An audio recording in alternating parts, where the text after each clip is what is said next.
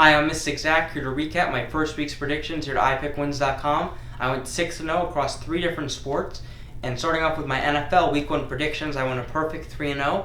First, I talked about how the Baltimore Ravens would take down the Miami Dolphins in Sun Life Stadium. I guaranteed it, and it came true. In the video, I talked about how the Ravens would trot out a new and improved offense with different folds that their coach Harbaugh had previewed and talked about and raved the couple weeks before. You could see a new and improved Lamar Jackson. He was throwing the ball all over the place. He threw for 5 touchdowns, and the Ravens put up a whopping 49 points.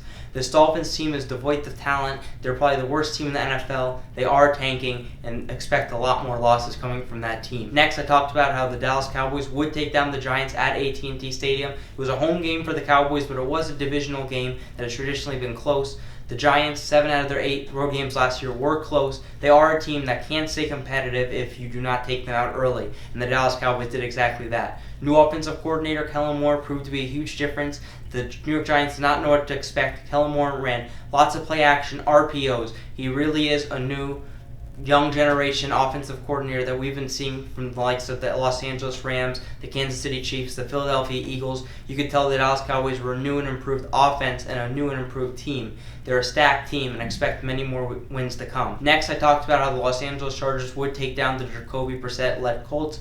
I talked about how I wouldn't necessarily pick them if Andrew Luck was playing, but unfortunately, due to injury, he had to retire. It was a close game, fueled by Adam Vinatieri.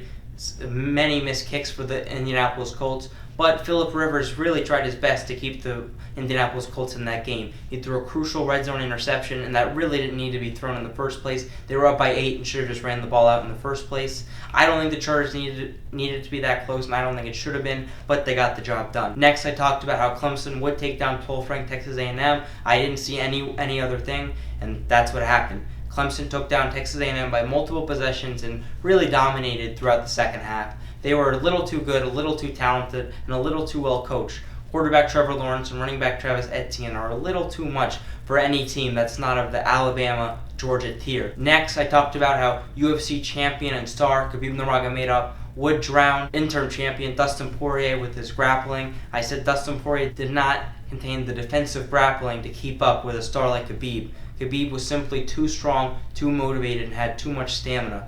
Khabib is an animal in there. He is the most dominant champion in UFC history, in my opinion. He's 28-0. That is something that is unheard of. That has never happened before in MMA, period. MMA is not the type of sport where you can stay undefeated like boxing. They put you up against the best no matter what, and it's a sport that really doesn't maintain much longevity. But Khabib Nurmagomedov has broken every stereotype, reached new barriers that no one's ever seen in MMA in general. He is rumored to face Tony Ferguson at UFC 245 in December in Las Vegas. Next, I talked about Rafael Nadal. He was my pre-tournament winner in the US Open. A lot of people picked either Federer, Djokovic, or Nadal. They are called the Big Three, but I knew and I guaranteed that Rafael Nadal would win that tournament. Last time he was healthy for the US Open, he absolutely dominated. That was in 2017. He ran through everyone. Last year he had an injury that kept him out, but I knew a healthy Rafael Nadal would win that tournament, and that's exactly what he did. He faced Medvedev in the final, and it was a very close matchup, but ultimately Nadal's stamina and game proved too much. He has too much experience. He was too good to lose that US Open. Thank you.